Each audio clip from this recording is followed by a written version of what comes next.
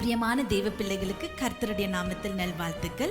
நம்ம யூடியூப் வாயிலாக வந்து கொண்டிருக்கிற ஒவ்வொரு வெளிப்பாடும் கேட்டு அநேக பிள்ளைகள் நீங்கள் அதற்காக சாட்சியாக நமக்குள்ள தொடர்பு கொண்டு நம்ம சத்தியத்தின் ஐக்கியத்தில் வந்ததற்காக மிக்க நன்றி, மிக்க மகிழ்ச்சியாக இருக்கிறது. யூடியூப்ல ஒரு சிறு செய்திகள் தான் நம்ம ஷேர் ஆகப்படுகிறது. ஆனால் அந்த செய்தியை கேட்டும் நீங்கள் தினமும் சத்தியத்தில் வளர வேண்டும் என்று உங்கள் ஐக்கியத்தை நீங்கள் நிலைத்து நிற்க வேண்டும் என்று நீங்கள் வந்ததற்காக மிக்க நன்றி. அதை தொடர்ந்து தான் நம்ம இப்பொழுதோ ஆதியாகமம் என்று தொடர்பு ஆரம்பிக்கப்பட்டிருக்கிறது. அந்த ஒரு தொடர்பு தான் இப்போ உங்களுக்கு அரை மணி நேரமாக அந்த மெசேஜ் இங்கே ஷேர் ஆகப்படுகிறது. அந்த மெசேஜையும் நீங்கள் கேட்டு தர்மமும் சுவிசேஷமும் கலந்து எப்படியாய் தேவன் பேசுகிறார், ஆதியாகமத்தின் வாயிலாக அவரோட குணத்தை நம்மிடத்தில் எப்படியாய் பேசி உணர வைக்கிறார் என்று அந்த வெளிப்பாடை கேட்டு பலன் அடைந்து கொள்ளுங்க. இது தொடர்ச்சியாக நீங்க கேட்க வேண்டும் இருக்கிற பிள்ளைகள் ஸ்கிரீன்ல வருகின்ற நம்பர்ஸ்க்கு ஃபோன் செய்து நீங்க பெற்றுக்கொள்ளுங்க. இது மட்டுமல்ல, அநேக வெளிப்பாடுகள் நம்ம மத்திய மூலியமாக, ரோமன்ஸ் மூலியமாக, யோவான் மூலியமாக, நீதிமொழிகள், ரெவலேஷன், யூதாஸ் மற்றும் ஜேம்ஸ், இப்படியாப்பட்ட வெளிப்பாடுகள் நமக்கு வந்து கொண்டே இருக்கிறது. இந்த வெளிப்பாடுகளையும் நீங்க பெற்றுக்கொள்ள வேண்டும் இருக்கிற பிள்ளைகள் ஸ்கிரீன்ல வருகின்ற நம்பருக்கு ஃபோன் செய்து பெற்றுக்கொள்ளுங்கள். நீங்க சத்தியத்தில் கேட்க வேண்டும், அந்த ஓட்டத்தை ஓட வேண்டும், அந்த ஜெயத்தில் நம்ம நிற்க வேண்டும் என்று தீர்மானம் எடுத்திருக்கிறீர்கள். அந்த தீர்மானத்தில் எந்த ஒரு கன்ஃபியூஷனும் இல்லாதபடிக்கு உங்களோட பிரயாணம் ஜெயத்தோடு ஓடுகிற பிள்ளைகளாக இருக்கணும். ஸோ கர்த்தர் தாமே உங்க எல்லோரையும் ஆசீர்வதிப்பார். நன்றி. Praise to God.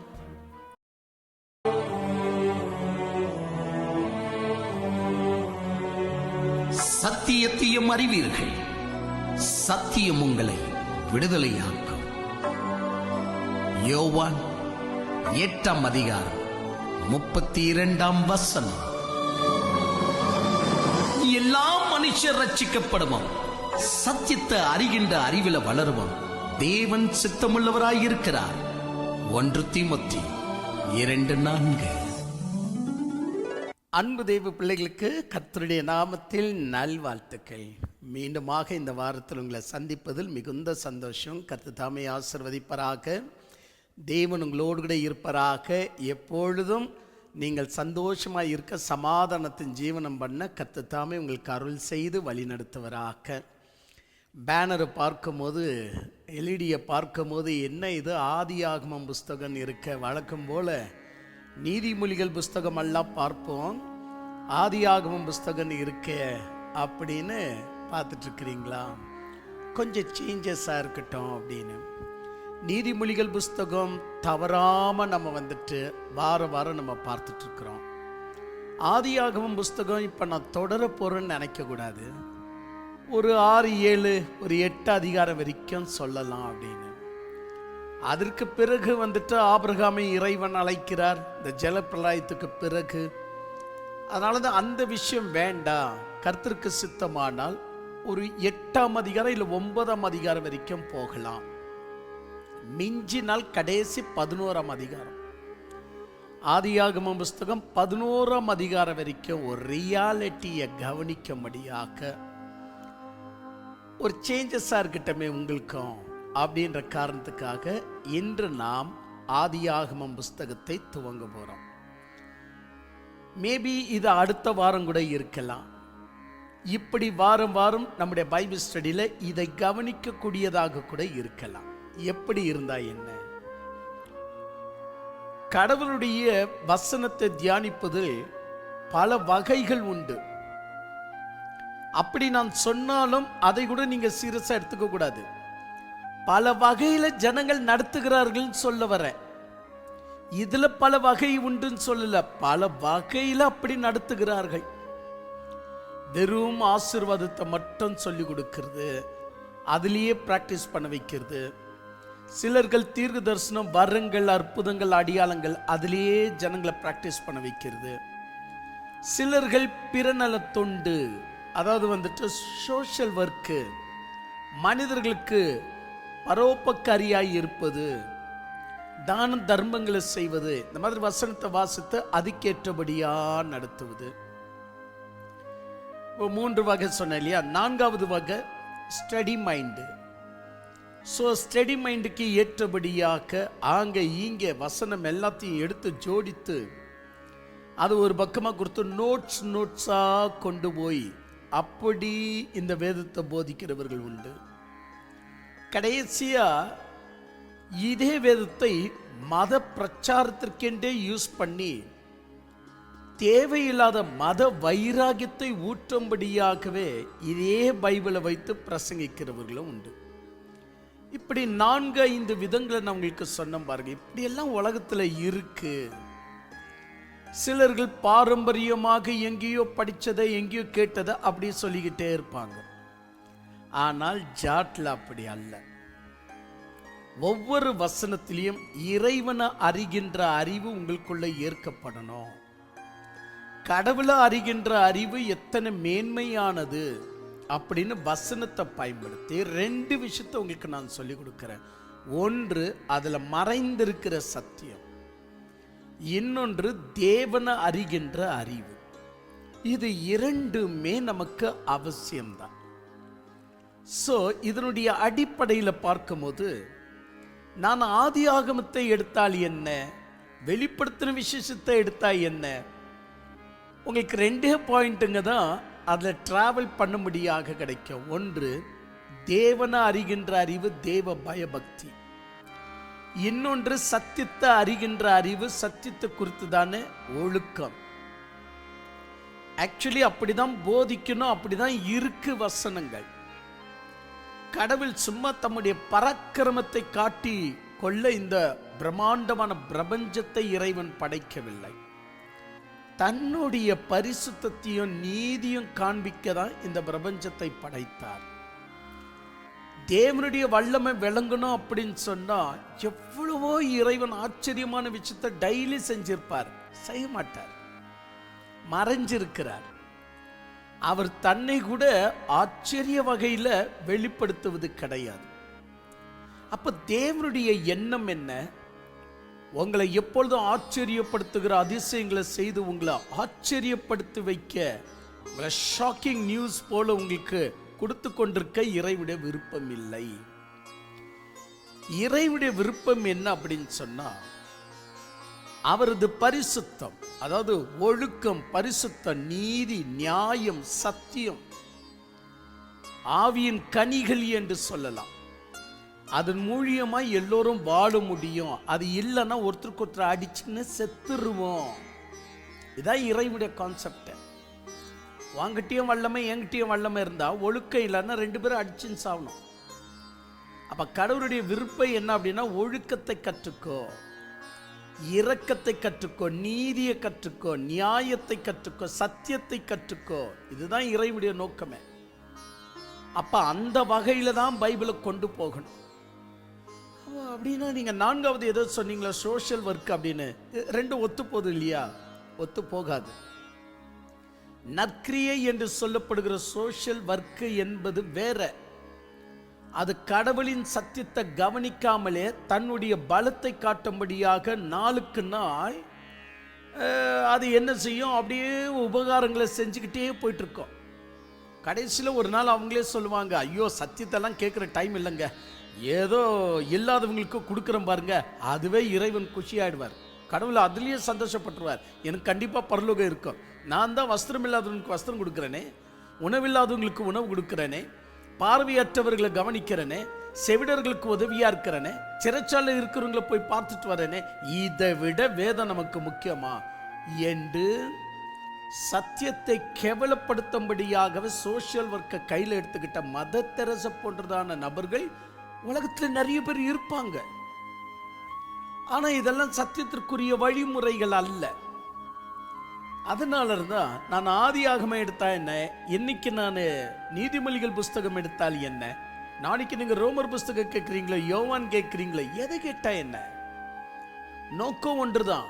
இறைவன் என்ன நோக்கத்திற்காக நம்மை படைத்தாரோ அந்த நோக்கத்திற்கு ஏற்றபடியாக உங்களை கிறிஸ்துவுக்குள்ளாக மாற்றி விடுவது மட்டும்தான் என் நோக்கம், அதாவது இறைவனுடைய நோக்கம். உங்களுக்கு தெரியும் 1 தீமோத்தேயு 2:4, எல்லா மனிதர்கள் ரட்சிக்கப்படவும் சத்தியத்தை அறிகிற அறிவில் வளரவும் தேவன் சித்தமுள்ளவராய் இருக்கிறார். அப்ப கடவுளுடைய சித்தம் எது என்று தெரியாம எனக்கு தீர்க்கதரிசனம் வர்றது ரொம்ப பிடிச்சு போச்சு, எனக்கு பேய் ஓட்டுறது ரொம்ப பிடிச்சு போச்சு, இனிமேல் நான் பேய் ஓட்டுறது எப்படி ஜனங்கள் கற்றுத்தரேன், பேய் ஓட்டுவது தான் என்னுடைய ஊழியம், சுகமளிப்பது தான் என்னுடைய ஊழியம், தீர்க்கதரிசனம் சொல்லுவது தான் என்னுடைய ஊழியம், இப்படி பிரிச்செடுப்பது அது ஆவிக்குரிய மகா பெரிய ஒரு அபராதமாகும். அதாவது அது குற்றமாகும். ஏனவேதான் பைபிளை வாசிக்க வேண்டிய விஷயத்தில் வாசிக்க தேவன் அறிகின்ற அறிவும் சத்தியத்தை அறிகின்ற அறிவும் நமக்குள்ள வரணும். இப்போ தேவனுக்குள்ள 2 வகை உண்டு. ஒன்று, தேவன் நீதியானவர். தேவன் நீதியானவர் பாவிகளை ஒருபோதும் மன்னிக்க இயலாது. தேவன் நீதி உள்ளவர். ஏனவேதான் நீதி உள்ள ஒரு நீதி உள்ள நியாயாதிபதி ஒருத்தர் நம்ம கோர்ட்டில் இருக்கிறாருன்னு வச்சுக்கோங்க. உங்க அருகில் கோர்ட்டெல்லாம் இருக்கு இல்லையா, அந்த அருகில் இருக்கிற கோர்ட்டில் அவர் நீதியை நிறைவேற்றும் போது பரிதாபத்தை அவர் காட்ட மாட்டார். ஏன்னா அங்க நீதி சொல்லணும். அப்ப நீதியை எழுதும் போது அந்த அந்த அந்த அந்த மேஜிஸ்ட்ரி நீதியை எழுதும் போது அவர் ஒருபோது பரிதாபத்தை காட்ட மாட்டார். இவ்வளவு வயசான காலத்துல அந்த சின்ன புள்ளி இவ்வளவு கொடுமைப்படுத்தி இருக்கிற அப்படின்னு சொல்லி நீதியை அவர் எழுதி முடிப்பார். சிச்சைய போட விடு, எப்படியும் ஒரு 85 வயசு, இதற்கு மேல அவர் ஜெயில போட்டு என்ன இருக்க போகுது, சரிப்பா நீ வீட்டுக்கு போலாம், உன்னை நான் மன்னிச்சிட்டேன் சொல்ல முடியாது. நீதிக்கு முன்பதாக ஒருபோதும் என்ன செய்யாது அப்படின்னா இரக்கம் பாராட்டப்படாது. நீதி பாவத்தை மன்னிக்காது, பாவியை தண்டிக்கும். இரக்கம் பாவியை தண்டிக்காது, அவனை மன்னிக்கும். அப்போ தேவன் நீதி உள்ளவராய் இருந்தால் இரக்கத்தை காட்ட முடியாது, தேவன் இரக்கம் உள்ளவராய் இருந்தால் நீதியை காட்ட முடியாது. இந்த சிக்கலை உடைத்து தேவன் எப்பேறிப்பட்டவர் என்பதை நமக்கு அறிய செய்வது எது அப்படின்னு சொன்னா, சோஷியல் ஒர்க் அல்ல, தீர்க்க தரிசன ஊழியங்கள் அல்ல, அற்புதம் அடியாளங்கள் ஊழியங்கள் அல்ல, பேய்களை ஓட்டுற ஊழியம் நம்மளுக்கு இதெல்லாம் கற்பித்து கொடுக்காது, பாரம்பரியமான பிரசங்கங்கள் நம்மளுக்கு கற்பித்து கொடுக்காது, ஆசீர்வாதமான பிரசங்கங்களை செய்வது நமக்கு இந்த விஷயங்கள் எல்லாம் கற்பித்து கொடுக்காது. நாம் சத்தியத்துல கை போட்டால்தான் சத்தியம் நமக்கு இவைகள் எல்லாம் சொல்லிக் கொடுக்காது. அதனாலதான் ஆண்டவர் சொன்னார், உண்மையை அறிவீர்கள், சத்தியத்தையே அறிவீர்கள், சத்தியம்தான் உங்களை விடுதலையாக்கும். அப்ப சத்தியத்தினுடைய மகத்துவத்தை உங்கள் மத்தியில் கொண்டு வருவதுதான் என்னுடைய ஒரே நோக்கம். அதனால நான் சேஞ்ச் ஆக மாட்டேன். எந்த வசனத்தை எந்த புக்கை எடுத்தாலும் தேவ பயம், தேவ நீதி, தேவ சத்தியத்தால் நீங்கள் ஆட்கொள்ளப்படணும். இந்த நோக்கத்தில் தான் எல்லா வசனத்தையும் எடுப்பனே ஒழிய, பார்த்தீர்களா வானத்தில் ஒரு அடியாளம் காண்பிக்கப்பட்டது பார்த்தீர்களா அப்படின்ற இன்ஃபார்மேஷனுக்கு ஒரு நாளும் கை போட மாட்டேன். ஏன்னா ஞானம் இருமாப்ப வர வைக்கும். நீ எவ்வளோ தெரிஞ்சுக்கிறியோ தெரிஞ்சுக்க இருமாப்பு உண்டாக ஆரம்பிக்கும். அதனால இந்த இருமாப்பு வராத ஒரு சத்தியம் எது அப்படின்னா, அதுதான் தேவனுடைய குணாதிசயங்களால் நிரம்பின ஒரு விஷயம்தான் இந்த சத்தியம்.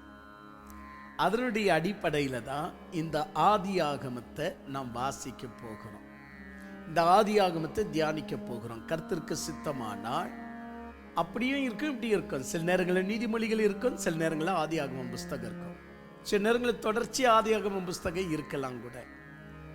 எப்படியோ ஆனா இறைவனுடைய சமூகத்தில் வந்துட்டா இறைவனை அறிகிற அந்த அறிவின் திருப்தி நமக்குள்ள உருவாக்கப்படணும் இல்லையா?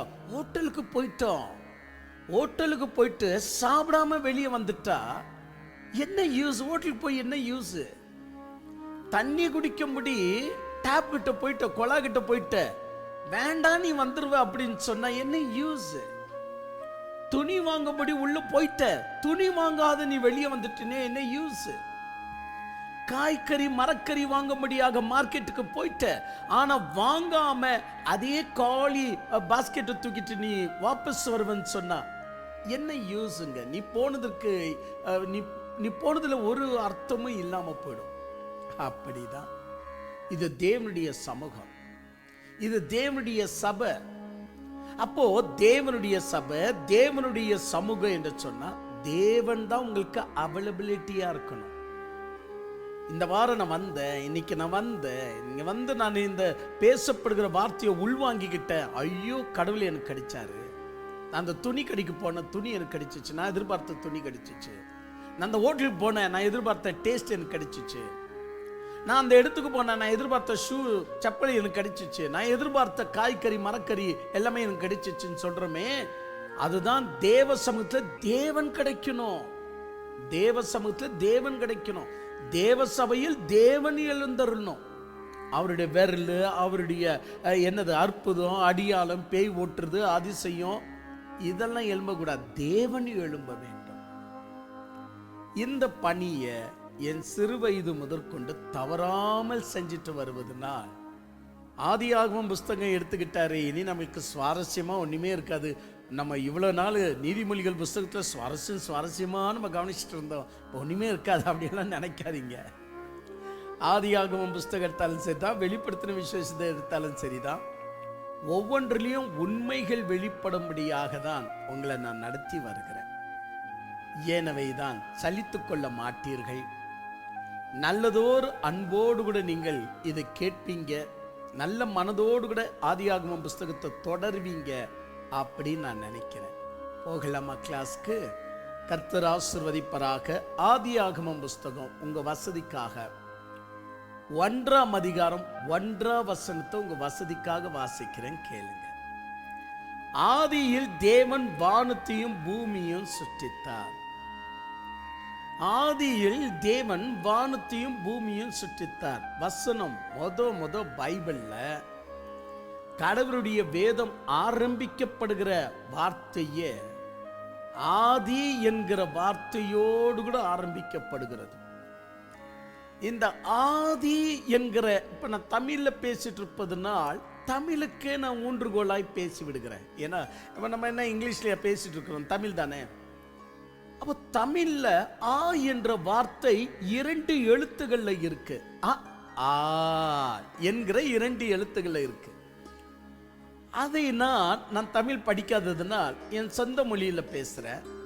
சின்ன பெரிய ஒருவேளை அப்படின்னு நான் நினைக்கிறேன். ஏன்னா நமக்கு இங்கிலீஷ்ல அப்படிதான் பிக் லெட்டர்ஸ் ஸ்மால் லெட்டர்ஸ்ன்னு சொல்லுவாங்க. பாவம், தமிழ்ல நீங்க என்ன சொல்லி வளர்ந்து வந்தீங்களோ நான் கெடுக்கிறேன்னு நான் நினைக்கிறேன். சரி, இருந்தாலும் என்னுடைய வார்த்தையை நீங்க புரிஞ்சுக்குவீங்க. சின்ன ஆ பெரிய ஆ. ஓகேயா? அப்போ ஆதியில் தேவன் வானத்தையும் பூமியும் சுற்றித்தார் என்று ஆரம்பிக்கிற முதல் எழுத்து சின்ன ஆள ஆரம்பிக்கல, பெரிய ஆ என்கிறதுல ஆரம்பிக்குது. ஆடட, அப்போ உங்களுக்கு பிரச்சனை வந்துட்டு சின்ன ஆ பெரிய ஆ, அதுதான் உங்களுடைய பிரச்சனையான்னு எனக்கு கேட்கக்கூடாது. இதை நான் பிரச்சனையாக சொல்லல. இப்போ நிறைய ஊழியக்காரங்க பிரசங்கத்தை எடுக்கிறார்கள், ஆனால் அது ஒரு விசித்திரம். தேவனுடைய சத்தியத்தை கற்றவர்களாக சத்தியத்தை எடுக்கிறதுல, பிரசங்கிக்கிறதுல கன்கார்டன்ஸை வச்சிருப்பாங்க. அதுல வி என்று எடுத்துக்கிட்டா விசுவாசம் விசுவாசம் விசுவாசம் அப்படின்னு அந்த வசனத்தை அப்படி கோட் பண்றது. ஆ என்று எடுத்துக்கிட்டா ஆபிரகாம் அப்படின்னு சொல்லுகிற வசனங்களை கோட் பண்றது. ஆ என்று எடுத்துக்கிட்டா ஆதியாகமம் அப்படின்ற வசனங்களை கோட் பண்றது. அப்படி ஒரு கன்கார்டன்ஸ்ல மொத்த எழுத்து எது என்பதை நீங்க யோசித்து பாருங்க. சின்ன ஆளந்தா ஆரம்பிக்கும், பெரிய ஆளந்தா ஆரம்பிக்காது. ஏன்னா அது கன்கார்டன்ஸ், தமிழ் அகராதி. அப்ப தமிழ் அகராதி என்பது சின்ன ஆளந்த ஆரம்பிச்சு தான் பெரிய ஆள முடியணும். இங்க பைபிள் அகராதி அல்ல, இது இறைவனுடைய வார்த்தை, இறைவன் நமக்கு தந்த வார்த்தை. இதுல எங்க எந்த எழுத்து கொண்டு ஆரம்பிக்கிறோம் என்பது முக்கியம் அல்ல. ஆனா அப்கோர்ஸ் தமிழ் எழுத்துல முதல் எழுத்து இங்க வந்து சிக்கப்படுது. இப்ப நீங்க இங்கிலீஷ்ல நீங்க பார்ப்பீங்க அப்படின்னு சொன்னா, in the beginning God created the heaven and the earth அப்படின்னு வரும். இன் என்று சொல்லப்படுகிற ஐ என்பது முதல் எழுத்து இல்லையே, அது ஏபிசிடில நடுவில் இருக்கிற எழுத்து. ஆனா ஆதியாகமம் என்று சொல்லுகிற தமிழ் எழுத்து முதல்ல இருக்கிற எழுத்து என்ன? சின்ன ஆ இல்ல, பெரிய ஆ இருக்கு. எது எப்படியோ ஒரு விஷயத்தை நீங்கள் புரிந்து கொள்ளுங்கள். கன்கார்டன்ஸ்ல சின்ன ஆள ஆரம்பிக்கும். ஃபர்ஸ்ட் எழுத்து எது அப்படின்னு சொன்னா அகாந்தை. அகந்தை. அகந்தை என்கிற வார்த்தையில இருந்து கன்கார்டன்ஸ் ஆரம்பிக்கப்படும். ஆனா பைபிள் ஆதி என்கிற வார்த்தையை கொண்டு ஆரம்பிக்கப்படும். ஆஹா, பைபிள்னு சொல்லிட்டீங்க இல்லையா, அப்ப பைபிள் எப்படி ஆரம்பிச்சா என்ன, எல்லாமே சூப்பரா இருக்கும் அப்படின்னு முடிவு பண்ணிடக்கூடாது. இதான் நம்ம செய்யற மிகப்பெரிய தப்பு.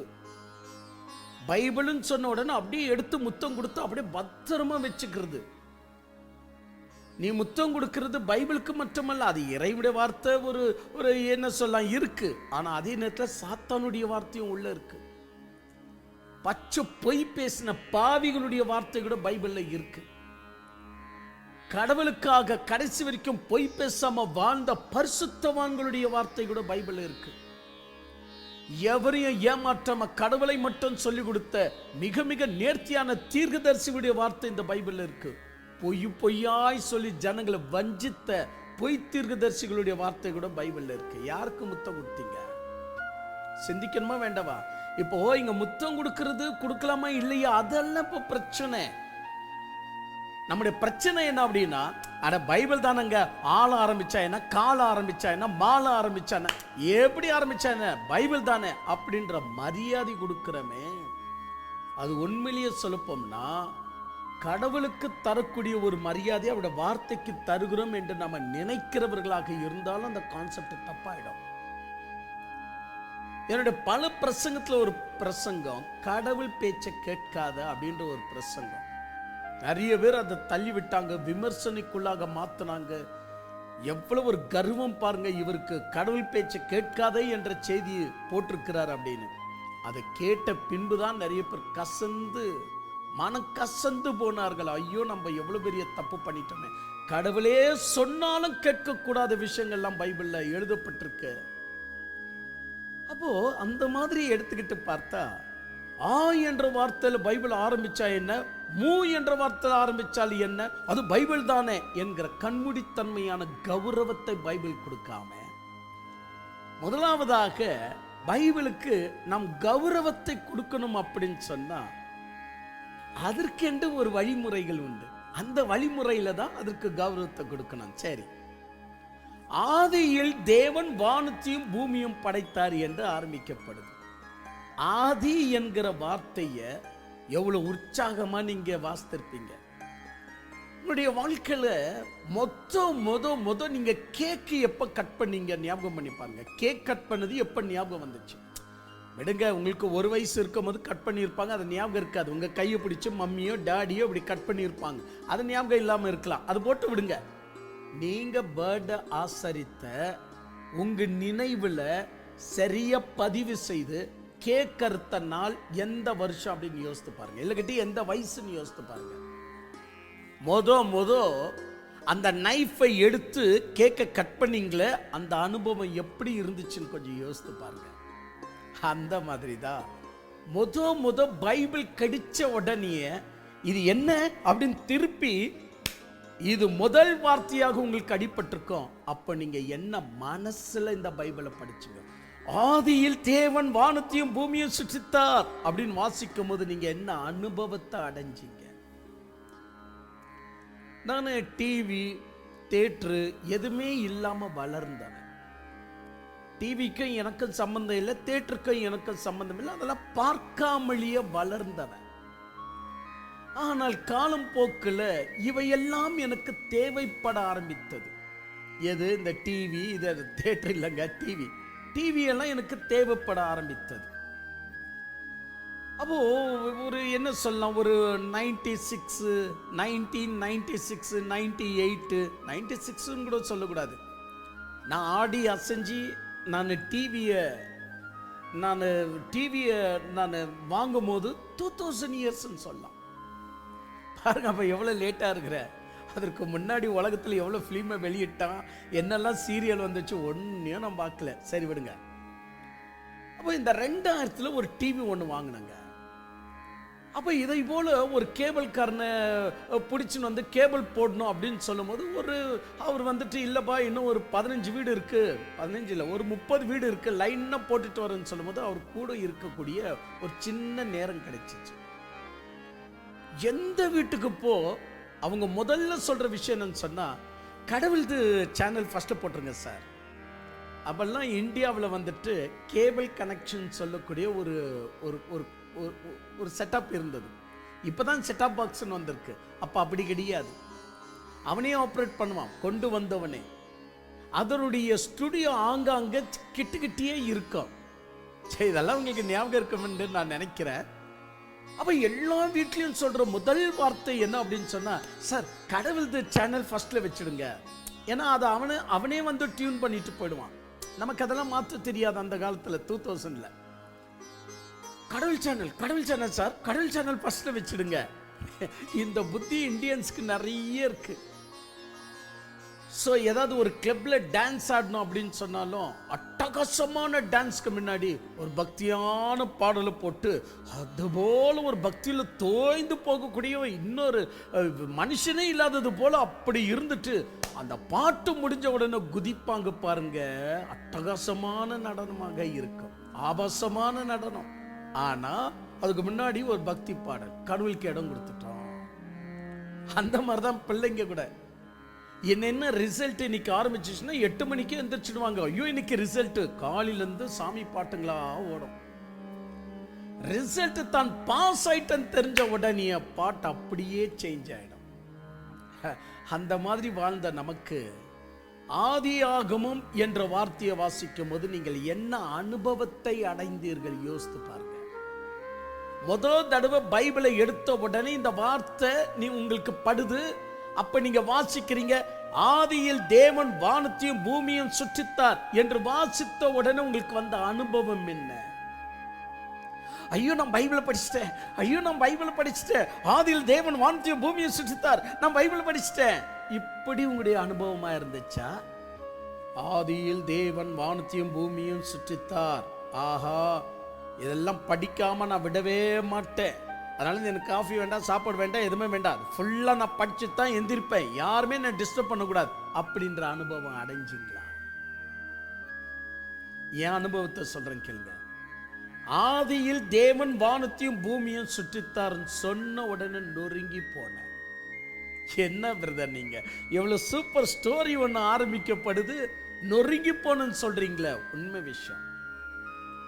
ஒரு உதாரணமாக, என்னுடைய பெயர் ஜோயல். நல்ல கவனிச்சுக்கோங்க, என்னுடைய பெயர் ஜோயல். ஆனால் எத்தனை தடவை எவ்வளவு ராங்கா சொல்றாங்க. சில இடங்கள்ல முக்கியமான கவர்மெண்ட் ஆபீஸ்ல போயிட்டு என்னுடைய பேர் சொல்ற ஜோயல் அப்படின்னு சொல்ற, அப்படியா அப்படின்னு சொல்லி அவங்களுக்கு அது ரிப்பீட் பண்ண முடியறதில்ல. ஏன்னா பாவம் அவங்களுக்கு அதுல பழக்கம் இருக்காது. ஜோயல் அப்படின்னு ஜாயல் போட்டிருப்பாங்க. நான் ஒத்துக்க முடியுமா? ஆனா அவங்களுடைய ஸ்பெல்லிங்ல அது ஜோயல் இருக்கும், JOYAL. ஜோயல் கரெக்ட் தான் அது. ஆனா அந்த ஜோயல் நான் இல்லையே. ஜாயல் எழுதுவாங்க, அந்த ஜாயல் நான் இல்லையே. ஐயா நம்ம தமிழ்காரங்க ஜோயல்னு சொன்னாலும் ஜொல்லுன்னு எழுதி வச்சிருக்கிறாங்க. இதுக்கெல்லாம் என்னன்னு சொல்றது? அப்ப நான் ஒத்துக்க முடியுமா? அந்த அந்த எழுத்து, என்னுடைய பெயர் எனக்கு தானே தெரியும், ஜோயல் என்பது எனக்கு தானே தெரியும். என் பேரை மாற்றி எழுதுனா பிடிக்குமா? அப்ப நம்ம என்ன பண்ணுவோம், சார் கொஞ்சம் ஸ்பெல்லிங் சேஞ்ச் பண்ணுங்க சார், அது அப்படி வராது, அது வேற மாதிரியா கூப்பிடுற மாதிரி இருக்கு, அதனால அந்த ஸ்பெல்லிங் சேஞ்ச் பண்ணுங்க சார் சொல்ல மாட்டோமா?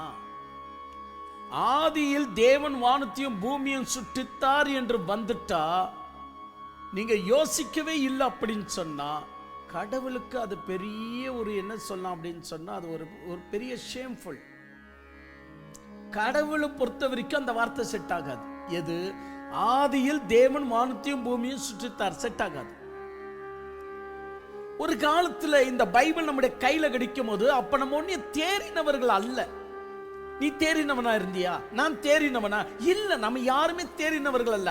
அப்போதுதான் பைபிளை படிக்கிறோம். அப்போ ஆதியில் தேவன் வானத்தையும் பூமியை சுற்றித்தார், ஆதியில் தேவன் வானத்தையும் பூமியை சுற்றித்தார், ஆதியில் தேவன் வானத்தையும் பூமியை சுற்றித்தார். எத்தனை முறை சொல்லிக்கோ, கடவுளுக்கு அசிங்கம் ஆயிடாது.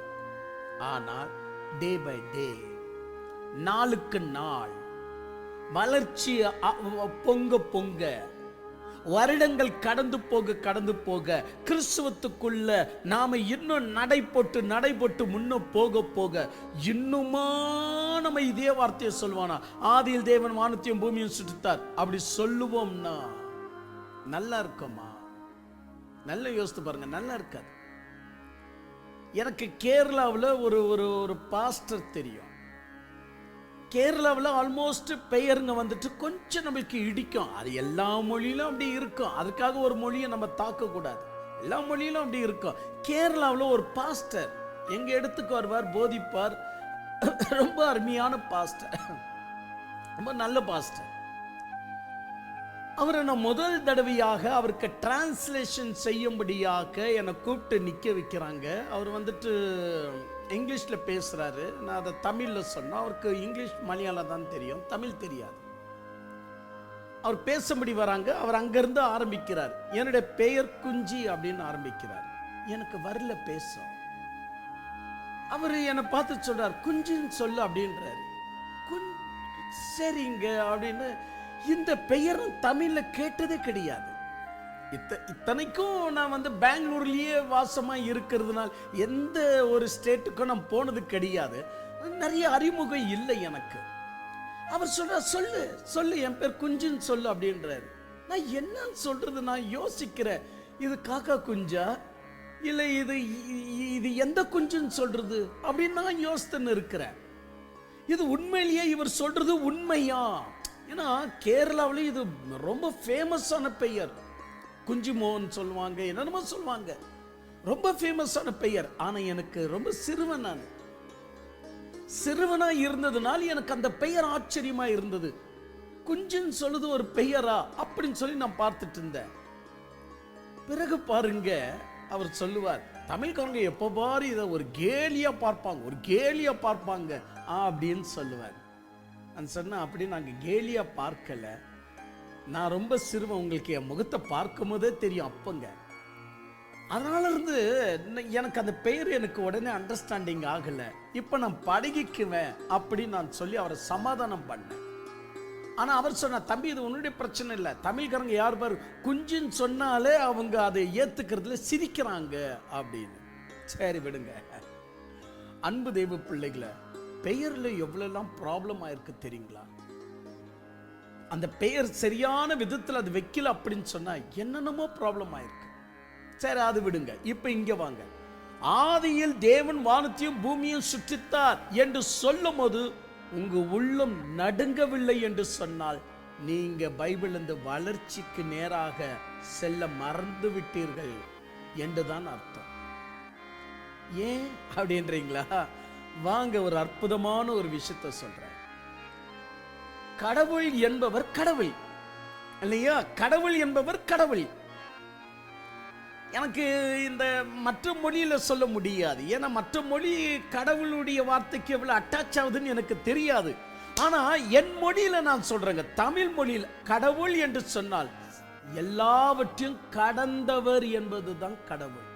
எல்லாவற்றையும் கடந்தவர், அதற்கு பெயர் தான் கடவுள். கடந்து போனவர். அவர் வந்து புதுசா எதுவுமே இருக்காது. இது என்ன இது இந்த மாதிரி இங்க டச் பண்ண ஒரு மாதிரியாவது, என்ன இந்த இடம், எல்லாமே தெரியும். திமிங்கலம் முதற்கொண்டு அமீபா வரைக்கும் அவருக்கு எல்லாம் தெரிஞ்ச விஷயம். அவர் மனுஷனுக்குள்ள இருக்கிற ஐம்புலன்களையும் அவர் நன்றாய் அறிந்தவர். அதை கொடுத்தவரே அவர்தான். ஐம்புலன்களையும் கொடுத்தவர் அவர்தான். ஆனா விஷயம் என்னன்னு சொன்னா, நாம இன்னும் நம்முடைய வாழ்க்கையில 80 வயசு வரைக்கும் பல விஷயங்களை நம்ம இன்னும் கடக்கல. நம்ம அனுபவிச்சிருந்தாலும் கடக்கல. ஆனா கடவுள் கடந்து போனவர். கடவுள் எதையெல்லாம் கடந்தவர்? ஐம்புலன்களை கடந்து சென்றவர். ஜெயித்தவர் சொல்லக்கூடாது, தப்பாயிடும். ஏன்னா ஐம்புலன்கள் பரிசுத்தம் உள்ளது. அதை ஜெயித்தவர் என்று சொல்லக்கூடாது, அதை கடந்தவர். ஜெயித்தார் என்று சொன்னா ஐம்புலன்களும் பாவத்திற்கு உள்பட்டதுன்னு பேராயிடும். ஐம்புலன்கள் என்னைக்கும் அசுத்தம் அல்ல. அது தேவனால் மனிதனுக்கு ஐம்புலன்களும் இறைவனால் கொடுக்கப்பட்ட ஆசீர்வாதம். அதாவது அப்பேரிப்பட்ட ஒரு ஆசீர்வாதத்தை அசிங்கமா எண்ணக்கூடியவர்களும் உண்டு. எனக்கு கொஞ்சம் நல்ல ஞாபகம் இருக்கு. ஏறக்குறைய என்னுடைய வயசு வந்துட்டு 14 இருக்கும். 14 வயசுல நான் பாதிரியாரோடு கூட இருந்தவன். நான் உங்களுக்கு தெரியும், 8 வயசுக்கெல்லாம் ஆரம்பிச்சிட்டேன், பிரசங்கம் பண்றதெல்லாம் ஆரம்பிச்சிட்டேன். பாதிரியார் என்னை கொண்டு போய் ஆங்கங்க பிரசங்கிக்க கூப்பிட்டுட்டு போவார். நான் போவேன். அது ஒரு பக்கம் இருக்கட்டும். ஒரு முறை பாதிரியார் தன்னோட அறைக்கு என்னை அழைச்சார். அப்போ என்னோட வயசு 14, இல்லை அது கொஞ்சம் கம்மியாக இருக்கலாம். அழைச்சிட்டு சொன்னாரு, நீ பிரசங்கம் பண்றது, நீ ஜாம் பண்றதெல்லாம் ரொம்ப விசித்திரமாக இருக்கு, இது எங்களுக்கு அனுபவம் இல்லை அப்படின்னு சொன்னார். அவ்வளவாக எங்களுக்கு இதுல அனுபவம் இல்லை. நீ ஜெபம் பண்ணா இறைவன் கேட்பார் அப்படின்ற ஒரு நம்பிக்கை எனக்கு இருக்கு. அதனால எனக்காக ஒரு விஷயத்துக்கு ஜெபம் பண்ணுவியா அப்படின்னாரு. எனக்கு தூக்கி வாரி போட்டது. ஏன்னா அப்ப நான் ரொம்ப சின்ன பையன் இல்லையா, அவரை நான் ரொம்ப அப்படியே கௌரவிக்குவேன். அப்ப அவர் சொன்னாரு, உடம்புல ஒரு விதமான இச்சை இருக்கு, அதை கடவுள் எடுத்து போடணும்னு ஜெபம் பண்ண அப்படின்னாரு. அது உனக்கு புரியும் நான் நினைக்கிறேன். ஒரு இச்சை ஒன்று இருக்கு உடம்புல, அதை கடவுள் எடுத்து போடணும்னு ஜெபம் பண்ண அப்படின்னாரு.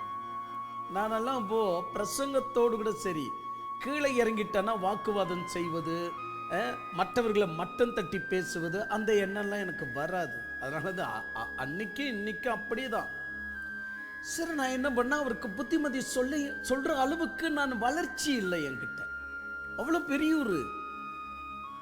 ஆனால் காலங்கள் கடந்து இப்போ நான் உங்களுக்கு சொல்லுகிறேங்க, ஐம்புலன்ல இச்சை என்பதும் அதுல அடங்கி இருக்கு. அதை என்னைக்கும் ஜெயிக்க கூடாது, அதை என்னைக்கும் நம்ம கடந்து போகணும், ஜெயிக்க கூடாது. ஜெயிச்சுட்டு அப்படின்னு சொன்னா இச்சை என்பது பாவம் என்று அது பெயர் வந்துடும். இச்சை என்று சொன்னால் ஒரு விஷயத்திற்கு சொல்லக்கூடாது. ஒரு உதாரணமாக, சார் உங்களுக்கு என்ன வேணும், பெப்சி வேணுமா, உங்களுக்கு ஜூஸ், உங்களுக்கு என்னங்க அப்படின்னு கேட்கும் போது எனக்கு ஒரு பாட்டில் தண்ணி கொடுங்க அப்படின்னு சொன்னாலும் இச்சை. அது நான் தண்ணியின் மீது ஆசைப்பட்டிருக்கிறேன், உங்களுக்கு புரியும்படி இச்சைன்னு சொல்றேன். அதுக்காக உடனே தமிழ் புலவர் ஆயிட்டு இச்சை என்றால் அது இதுதான், ஆசை என்றால் இன்பம் என்றால் அப்படின்னு உடனே வரைபடத்தை போட்டுறாதீங்க. ஆதி என்பதற்கு விவரிக்க இவ்வளவு விஷயங்களை நான் சொல்லிட்டு இருக்கிறேன். எனக்கு ஒரு பாட்டில் தண்ணி போதுங்க, அங்கிள் எனக்கு பெப்சி, அங்கிள் எனக்கு பீர் வேணும். அப்போ பீர் குடிச்சா இச்சைன்றீங்க, தண்ணி குடிச்சா ஆசைன்றீங்களா? என்னன்ற அப்படின்னு சொன்னா, நான் தண்ணியை விரும்பினாலும் அதுவும் ஒரு ஆசை, இச்சைக்கு தான் சமம்.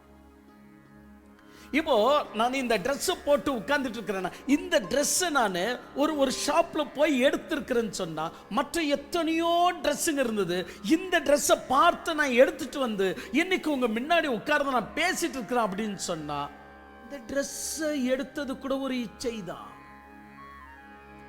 அப்ப இச்சை என்பது ஒரு விஷயத்திற்கு சாட்டியாக பல விஷயத்திற்கு.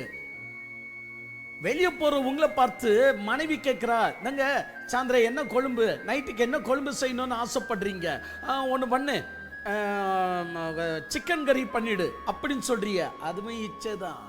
இச்சையை என்னைக்கும் அழிக்க கூடாது, இச்சையை என்னைக்கும் ஜெயிக்க கூடாது.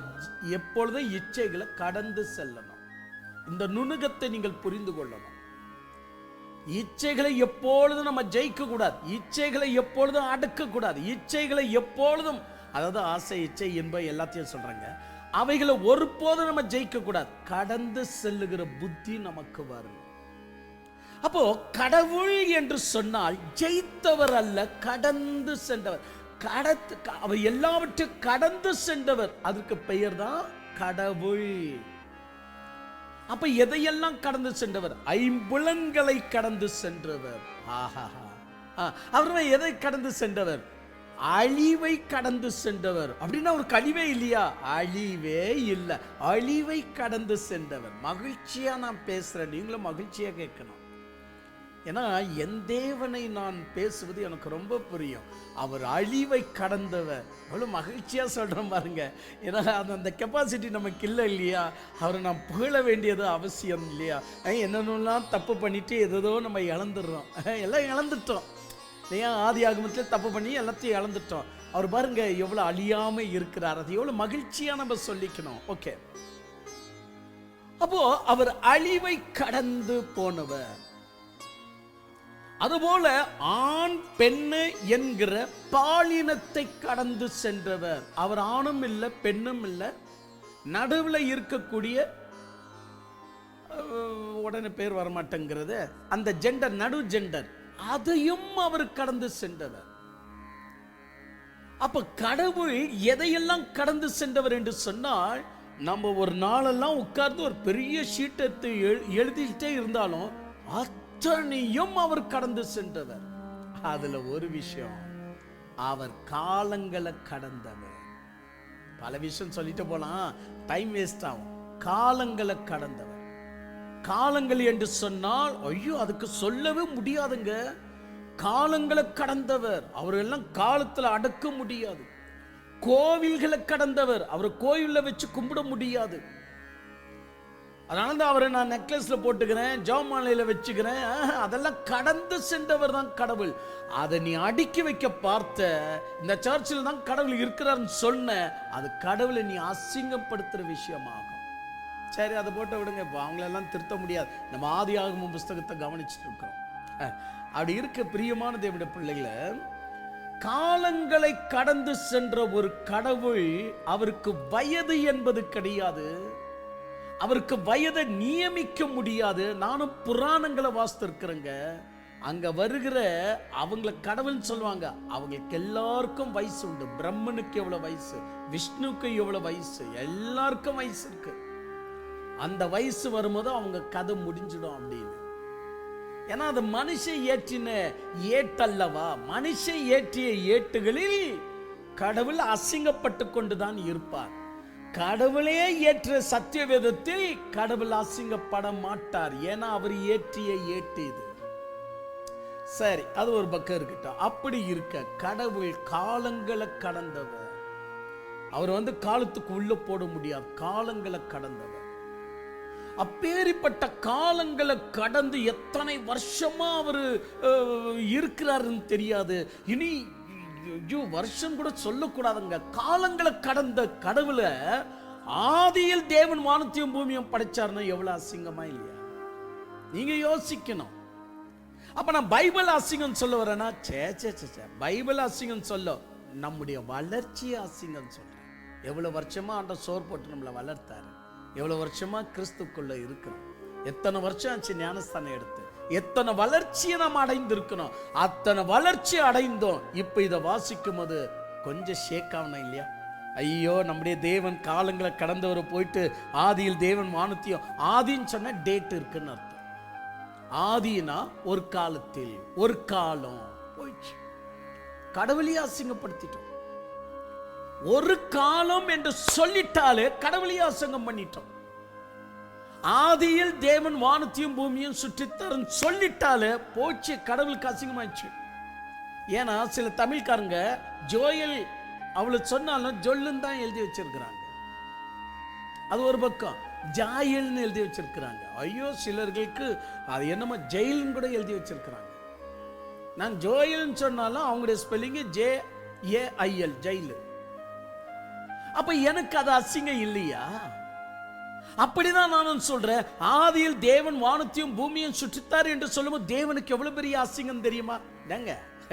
அப்ப மோசைக்கு இந்த ஞானம் இல்லையா? என்னங்க நீங்க பேசுறீங்க? அவன் மோசைக்கு ஞானம் இல்லாம அவர் எழுதிட்டாரா? வேத வாக்கியங்கள் எல்லாம் தேவ ஆவியினால் அருளப்பட்டிருக்கிறது, எந்த மனுஷனும் தேறினவனா மாறும்படியாக ஆவியானவர் தாமே இது எல்லாத்தையும் எழுதி கொடுத்த கடவுள் தானே எழுதியது. அப்படி இருக்கும்போது ஆதியில் தேவன் வானத்தையும் பூமியும் படைத்தார் என்ற வார்த்தையை செட்டப் பண்ணி கொடுத்ததே கடவுள் தானே. இப்போ அது சரியில்லைன்னு நம்ம எப்படிங்க பேச முடியும் அப்படின்னு மனத்தன்மையா யோசிக்காதீங்க. இது சரியில்லை நான் சொல்லல, மாறாக நமக்கு ஏன் நடுக்கம் வரலன்னு சொல்ல வர. பைபிள் ஒருபோதும் சரியில்லைன்னு சொல்ல முடியாது, வசனம் சரியில்லை நான் சொல்லல. நம்முடைய வளர்ச்சி இவ்வளவு நேர்த்துக்கலாம். ஒரு கிறிஸ்துக்குள்ள வந்தோமா ஒரு 3 வருஷம் போதும். 3 வருஷமே பெரிய வயசு அது. அப்போ நீங்க 15 வருஷமா 20 வருஷமா இத்தனை வருஷம் காலமாக பைபிள்ல நீங்க ஊறி இருந்தாலும் ஆதியில் தேவன் வானத்தையும் பூமியும் சுற்றித்தாருன்னு சொல்லும் போது ஐயோ கொஞ்சம் நடுக்கம் வருது. காலங்களை கடந்தவரை போய் நான் ஆதி ஒரு காலத்தில் அப்படின்னு வரனே அப்படின்ற ஒரு நடுக்கம் வந்தா நீங்க ஏதோ ஒரு சத்தியத்தை உணர்ந்திருக்கிறீங்க என்ற அர்த்தம். நல்லதொரு சத்தியத்தை நீங்க உணர்ந்திருக்கிறீங்கன்ற அர்த்தம். சரி, இது ஒரு பக்கம் இருக்கட்டங்க. அப்ப என்ன பண்ணலாம் பிரதர்? ஒரு பேனா ஒன்று கொடுங்க பிரதர். நான் இன்னைக்கு இப்போ நீங்கள் சொல்லும் போது, ஏன்னா உங்களை நான் ரொம்ப நம்புறேன் பிரதர், ரொம்ப வருஷமா உங்களை ஃபாலோ பண்ணிட்டு இருக்கிறேன், நல்லா போதிப்பீங்க. இன்னைக்கு நான் பேனை எடுத்து இதை அழிச்சிடுறேன் பிரதர். இனிமே ஆதியில் தேவன் வானத்தையும் பூமியும் சுற்றித்தார் படிக்க மாட்டேன். ஐயோ தப்பு. தேவன் வானத்தையும் பூமியும் சுற்றித்தார் எப்படிங்க? நான் பாருங்க எவ்வளவு சீக்கிரம் திருந்துறேன் அப்படின்னு பேனாவை எடுத்து கிறுக்கிடாதீங்க. ஒன்றையும் கூட்டக்கூடாது, ஒன்றையும் கழிக்க கூடாதுன்னு பைபிள்ல இருக்கு. பின்ன என்ன பிரதர் சொல்ல வரீங்க? அருமையா பேசுறீங்க. கிறுக்கலான்னு வந்தா கிறுக்காதன்றீங்க, படிக்கலான்னு வந்தா படிக்காதீங்க, ஒரு நடுக்கம் வரணும்ன்றீங்க. அப்ப என்னதான் நாங்க செய்யணும் அப்படின்னு சொன்னா, நான் ஆரம்பத்தில் ஒரு வார்த்தை சொன்ன, மறந்துட்டீங்களா? அந்த வார்த்தையை இன்னொரு முறை உங்களுக்கு ஞாபகம் பண்றேன். நீதி உள்ள தேவன் பாவிகளை தண்டிப்பார ஒழிய மன்னிக்க மாட்டார். ஆனா இரக்கமுள்ள கடவுள் பாவிய தண்டிக்க மாட்டார், மன்னிப்பார். அது எப்படி ஒரே தேவனுக்குள்ள ரெண்டு குணம் இருக்க முடியும்? அப்ப அதை உடைச்சு காட்டுறது யாருன்னா சத்தியம். எப்பொழுது ஒரு சத்தியத்திற்கு நம்ம செவி கொடுக்கிறோமோ, சத்தியத்திற்கு செவி கொடுக்கும் போதுதான் எந்த தீர்வுக்கும் ஒரு முடிவை கொண்டு வந்து நம்ம கையில கொடுத்துறோம். எந்த எந்த எந்த ஒரு பிரச்சனைக்கும் தீர்வை கொண்டு வந்து கொடுத்துறோம். அப்போ ஒரு தீர்வு நம்ம கையில வரணும் அப்படின்னா, அதாவது ஒரு பதில், ஒரு முடிவு நம்ம கையில வரணும்னா சத்தியத்தை கையாளணும். அப்படி நாம் சத்தியத்தை கையாளுகிறோம் என்று சொன்னால்,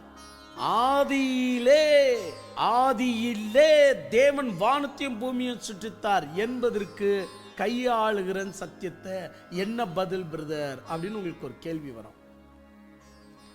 ஆதியில் தேவன் வானத்தையும் பூமியும் சுற்றித்தார் என்று சொன்னால், தேவன் காலங்களை கடந்தவர். அவர் ஒரு காலத்தில் இறைவன் வானத்தையும் பூமியும் சுற்றித்தார் என்று சொன்னால் அது அவருக்கு அசிங்காயிடும். அதுக்கு முன்னாடி எத்தனையோ சுற்றி இருக்கலாம், திரும்பவும் கூட எத்தனையோ சுற்றிகளை இன்னும் கூட செஞ்சிட்டு இருக்கலாம், யாருக்கு என்ன தெரியும். ஆனா ஒரு விஷயத்தை ஞாபகம் பண்ணிக்கங்க, ஆதியில் தேவன் வானத்தையும் பூமியும் சுற்றித்தார் என்று சொல்லுகிற வார்த்தை தேவனை பற்றி அல்ல. அதான் முக்கியமான விஷயம்.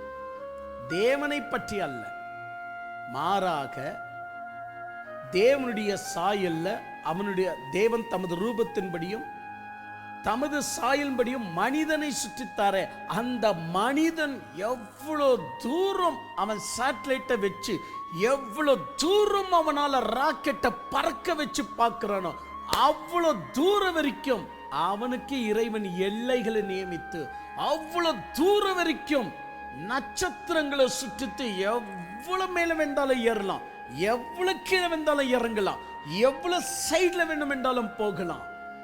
அவ்வளவு தூரம் வரைக்கும் அவன் ஒருத்தனுக்காக பிரம்மாண்டமான மில்லியன் கணக்கில் நட்சத்திரங்களை படைத்து, கோள்கள் என்று சொல்லக்கூடிய கிரகங்களை சுற்றி வைத்து, மகா பெரிய சூரியனுடைய குடும்பத்திற்குள்ள தேவன் நம்மளை வச்சாரு.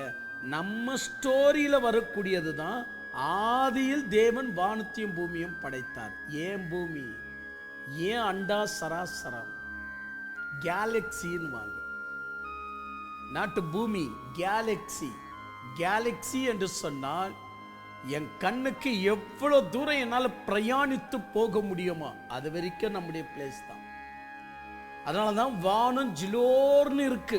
வானம் எவனும் ஒரு சத்தம் இல்லாம சைலண்டா இருக்க காரணம் என்னன்னா, இவனுக்காக தான் அவ்வளோ தூரம் வரைக்கும் million million million million kilometre வரைக்கும் இறைவன் மனிதனுக்கு கொடுத்துட்டார். அப்ப மனிதனுக்கு கொடுக்கப்பட்ட எடுத்துடைய இன்ட்ரடக்ஷன் தான் ஆதியில தேவன் வானத்தையும் பூமியும் படைச்சார். நாட்டு கடவுளை பற்றி அல்ல. கடவுளை பற்றி வருவோம் என்றால் கடவுளுக்கு ஆதியும் இல்லை, அந்தகமும் இல்லை. ஆண்டவர் பலமுறை சொல்லியிருக்கிறார், எனக்கு ஆதியும் இல்லை, அந்தமும் இல்லை. உங்க தேவர்களை என் அண்டையில் கூட்டிட்டு வாங்க. அந்த தேவர்களுக்கு நான் கேள்வி கேட்கிறேன், பதில் கொடுக்கட்டும். யார் பூமியை படைத்தது, யார் நட்சத்திரங்களை படைத்ததுன்னு இறைவன் கேள்வி கேட்டாரு. அப்ப சொல்றாரு, எனக்கு ஆதியும் இல்லை அந்தகமும் இல்லை. இவ்வளவு ஆச்சரியம் பாருங்க, எனக்கு ஆதியும் இல்லை அந்தகமும் இல்லைன்னு. அப்ப கடவுள் மட்டும்தான் பேசக்கூடிய ஒரு வார்த்தை, எனக்கு ஆதியும் இல்லை அந்தகமும் இல்லை. ஆரம்பமும் கிடையாது, முடிவும் கிடையாது. ஆரம்பம் இல்லை அப்படின்னு சொன்னா என்ன அர்த்தம்னா, அவரை யாருமே பிறக்க வைக்கவில்லை, அவரை யாருமே உண்டாக்கவில்லை, அவருக்கு அம்மா அப்பா இல்லை என்ற அர்த்தம். ஆதி இல்லைன்னா இவ்வளவு அர்த்தம்.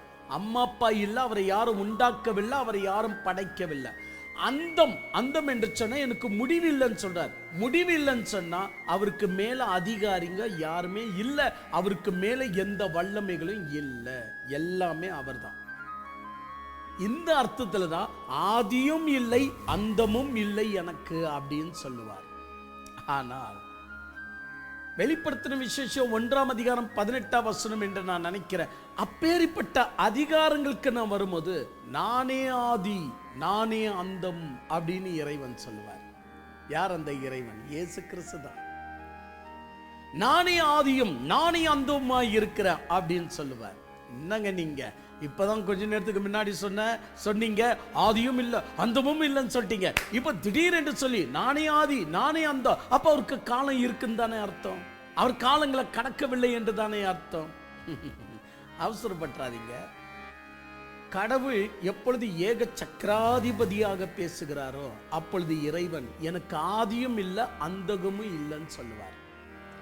எப்பொழுது அதே கடவுள் மனிதனை மீட்கும் பொருட்டாக அவதாரம் எடுத்தாரோ அப்பொழுது இறைவன் எனக்குள்ளதான் ஆதி, அதாவது ஆரம்பம், எல்லாமே எனக்குள்ளதான், என்னால்தான் ஆரம்பிக்கப்பட்டது, அதுக்கு பெயர் ஆதி. அதே போல முடிவும் என் கையில தான் இருக்கு, அதனாலதான் அந்தம். Alpha and omega, A to Z. ஆரம்பிக்கப்படுகிற ஏ எழுத்து முடிய போகிற Z வரைக்கும் என் கையில இருக்குன்னு சொல்லும் போது தேவன் நானே ஆதியும் அந்தமும் சொல்லுவார். ஆனா ஏக சக்கராதிபதியாக பேசும்போது எனக்கு ஆதியும் இல்லை அந்தமும் இல்லைன்னு சொல்வார். இதுதான் நுட்பம். சத்தியத்தை அறிகிற நுட்பம் இதுதான். பிரியமான தேவனுடைய பிள்ளைகளை, ஆதியாகமம் புஸ்தகத்தை இன்னைக்கு நான் ஆரம்பித்து உங்களோடு கூட பேசி கொண்டிருக்கிறேன். நீங்க பெட்டர் வேண்டாங்க, நீங்க நீதிமொழி புஸ்தகத்துக்கு போயிடுங்கன்னு சொன்னா நான் போயிடுறேன், பெரிய விஷயம் இல்லை. ஆனால் உங்களை நான் தொந்தரப்படுத்தி விட்டேனா, தேவையில்லாத வார்த்தைகளை சொல்லி கொண்டிருக்கிறேனா? நீங்க நல்லா கவனித்து பார்ப்பீங்கன்னா என் தேவனை நான் உயர்த்தி பேசி கொண்டிருக்கிறேன். ஒரு முறை ஆண்டவர் ஒரு வார்த்தை சொல்றார், பரமண்டலத்தில் இருக்கிற எங்கள் பரலோக பிதாவே உமது நாமம் பரிசுத்தம் படுவதாக. யாரு? கடவுளுடைய நாமத்தை யார் பரிசுத்தப்படுத்தணும்? நாம் பரிசுத்தப்படுத்தணுமா? அப்படின்னா அவர் என்ன அசுத்தமாயிட்டாரா? அப்படி சொல்லல. கடவுள் பரிசுத்தர் தான். ஒன்னாலிருந்து எவ்வளெல்லாம் பரிசுத்தம் இல்லாம கடவுள் அனாதியா நிக்கிறாரோ நீ பரிசுத்தப்படுத்து அப்படின்னு அந்த ஜெபத்துல நமக்கு ஒரு கட்டளை இருக்கு, ஒரு ஜவாப்தாரி இருக்கு, ஒரு ரெஸ்பான்சிபிலிட்டி இருக்கு. கடவுளுடைய நாமத்தை நாம் தான் பரிசுத்தப்படுத்தணும். இப்போ ஆதியில் தேவன் வானத்தையும் பூமியும் படைத்தார் என்று சொல்லும் போது நான் பரிசுத்தப்படுத்தி இருக்கிறேனா இல்லையா? அப்ப நீங்களும் பரிசுத்தப்படுத்தணும் இல்லையா? நான் ஆரம்பத்தில் ஒரு வார்த்தை சொன்ன, மறந்துட்டீங்களா? பைபிள் 6 வகையில போதிக்கிறக்கூடிய இந்த உலகத்துல இல்லை அந்த 6 வகை உண்மையானது அல்ல. இப்படிதான் இறைவனுடைய வார்த்தையை கொண்டு போகணும்னு நான் சொல்ல வந்தேன்றனே, அதுதான். ஒரு ஆதி என்ற வார்த்தை எடுத்தாலும் தேவனுக்கு முன்பு அவரை பரிசுத்தப்படுத்துவதிலையும் அவருக்கு முன்பு தாழ பணிவதிலையும் உங்களை குனிய வைக்குது அப்படின்னு சொன்னா இதுதான் சத்தியத்திற்குரிய விளக்கம். என் அன்பு தெய்வ பிள்ளைகளை பாருங்கள், ஆதியாகமம் புஸ்தகம் இப்பதான் என்று ஆரம்பித்தேன். இனி போக போக இதற்குள்ள என்னெல்லாம் விஷயம் இருக்கு நம்ம வாசித்து அறிந்து கொள்ளலாம். அப்படி இருக்க ஆதியில் தேவன் வானத்தையும் பூமியும் படைத்தார் என்று சொல்லுகிறது. அப்படின்னா அவருடைய மேட்டரா? இல்ல, மனிதனுக்கான மேட்டர்ல இறைவன் இருக்கிறார். இறைவனுக்கான மேட்டர்ல மனிதன் இருக்கும் போது அப்ப அவர் பேசுற விதம் வேற. நம்ம நிறைய பேர் என்ன தெரியுமா நினைக்கிறோம், ஆதியாகமம் புஸ்தகத்துல தேவனுடைய சுற்றி சொல்லப்பட்டிருக்கிறது, ஆதியாகமம் புஸ்தகத்துல தேவனுடைய சுற்றி சொல்லப்பட்டிருக்குது, ஆதியாகமம் புஸ்தகத்துல தேவனுடைய சுற்றி சொல்லப்பட்டிருக்கு. இப்படியே தான் நம்ம பேசிட்டு வரோம். தேவனுடைய சிருஷ்டி எங்கெல்லாம் சொல்லப்பட்டிருக்கிறது என்று எடுத்து பார்த்தா, நல்லா கவனிச்சுக்கங்க, ஆதியாகமம் புஸ்தகத்துல இப்ப நீங்க வாசிக்கிற மாதிரி தேவனுடைய சிருஷ்டி சொல்லப்படுதா? அதை விட்ட எசேக்கியேல் புஸ்தகத்துல தேவனுடைய சிருஷ்டி சொல்லப்படுது. அதை விட்ட ஏசியா தீர்க்கதரிசி புஸ்தகத்துல தேவனுடைய சிருஷ்டி சொல்லப்படுது. அதை விட்ட எரேமியா தீர்க்கதரிசி புஸ்தகத்துல தேவனுடைய சிருஷ்டி சொல்லப்படுது. அதை விட்ட யோவான் புஸ்தகத்துல தேவனுடைய சிருஷ்டி சொல்லப்படுது. அதை விட்டா மத்தேயு எழுதிய சுவிசேஷத்துல தேவனுடைய சிருஷ்டி சொல்லப்படுது. அதை விட்டா இப்ரியர் புஸ்தகத்துல தேவனுடைய சிருஷ்டி சொல்லப்படுது. அதை விட்டா கொலோசியர் புஸ்தகத்துல தேவனுடைய சிருஷ்டி சொல்லப்படுது. அதை விட்டா எபேசியர் புஸ்தகத்துல தேவனுடைய சிருஷ்டி. அதை விட்டா வெளிப்படுத்தின விசேஷத்துல தேவனுடைய சிருஷ்டி. ஏன் யூதா புஸ்தகம் 11 புஸ்தகத்துல தேவனுடைய சிருஷ்டி சொல்லப்பட்டிருக்கு. நம்ப முடியுதா? ஆனா அழுத்தி சரியா யோசித்து பார்த்தா இன்னும் இருக்குங்க. ஏன்னா சங்கீதங்கள்ல 150 சங்கீதங்கள்ல இறைவனை பற்றி சொல்ல முடியாத விஷயங்கள் எதுவும் இல்லை. அதுல தேவனுடைய சிருஷ்டியும் சொல்லப்பட்டிருக்கு. எதுல? சங்கீதத்திலையும் கூட. ஆனா நம்ம பிளண்டா ஒரு குற்றத்தன்மையாக தேவனுடைய சிருஷ்டி என்றால் அது ஆதியாகமம் புஸ்தகம் 1ஆம் அதிகாரம் 2ஆம் அதிகாரம் அப்படின்னு ஒரு குற்றத்தன்மையாக நம்ம பாவிச்சுன்னு இருக்கிறோம். இல்ல, தேவனுடைய சிருஷ்டி, தேவனுடைய சிருஷ்டியை பத்தி சொல்லக்கூடிய புத்தகங்கள் கொஞ்ச நஞ்சம் என்று சொன்னாலும் 12 புத்தகங்கள் பைபிள்ல இருக்கு. அதனாலதான் ஆதியாகமம் புஸ்தகத்துல ஆதியில் தேவன் வானத்தையும் பூமியும் சுற்றித்தார்னு சொல்லும் போது மனிதனுடைய கதையில தேவன் வந்து சேர்றார். ஆக்சுவலி தேவனுடைய கதையில நம்ம சேரல. இங்க அப்படி சேர்ந்திருந்தா ஆதியில் தேவன் வானத்தையும் பூமியும் சுற்றித்தார் என்ற வார்த்தை வராது. ஏன்னா அது கடவுளுடைய மேட்டர்ல நம்ம சேர்றோம். அப்ப கடவுளுடைய மேட்டர்னா அது பிரம்மாண்டமாய் பேசணும். ஆல்மோஸ்ட் நம்முடைய மேட்டர்ல தான் கடவுள் சேர்றாரு. அப்ப நம்முடைய மேட்டர்ல என்ன இருக்குன்னா ஆதி இருக்கு, நம்முடைய மேட்டர்ல என்ன இருக்குன்னா அந்தம் இருக்கு. அதாவது உங்களுக்கு புரிகிற மாதிரி சொல்றேன், நம்முடைய மேட்டர்ல ஆரம்பம் எப்படி இருக்கோ எல்லாவற்றுக்கும் முடிவும் இருக்கு. அகங்காரத்துல ஆடவே முடியாது. எந்த விதமான அகங்காரத்தால நம்மால ஆடவே முடியாது. ஏன்னு சொன்னா ஆரம்பம் ஒண்ணு இருந்தா முடிவு என்பது ஆண்டவர் வச்சிட்டு இருக்கிறார். ஆதியில சிருஷ்டி இருக்கு அப்படின்னு சொன்னா நியாய தீர்ப்புல முடிவடைகிறது உண்டு என்று சொல்லி ஆண்டவர் வெளிப்படுத்தின விசேஷத்துல முடிக்கிறார். ஆதி ஆகமத்துல ஜனங்கள் எழும்புகிறார்கள், வெளிப்படுத்தின விசேஷத்துல எல்லோரும் பாதாளத்துல இறங்குகிறார்கள். போதுமா? அப்போ இது மனிதனுடைய மேட்டர்ல இறைவன் வருகிறார். அதனாலதான் ஆதியிலே தேவன் வானத்தையும் பூமியும் படைத்தார். ஏன்னா இது மனிதனுடைய மேட்ரு. அப்ப மனிதனுடைய மேட்டர்ல ஆரம்பம் முடிவு இருக்கிறதுனால் அது அப்படிதான் பேசும். என் அன்பு தெய்வ பிள்ளைகளை, அப்ப கடவுளுடைய மேட்ரு இந்த புஸ்தகத்துக்கு நாம் வரக்கூடாது. கடவுளுடைய மேட்ரை குறித்து நாம் வேறு புத்தகங்களுக்கு போகும்போது அங்க இறைவன் ஆதி என்ற வார்த்தையை யூஸ் பண்ணவே மாட்டார். ஏன்னா அது அவருக்கு அசிங்கம், அது மிகப்பெரிய அசிங்கம்.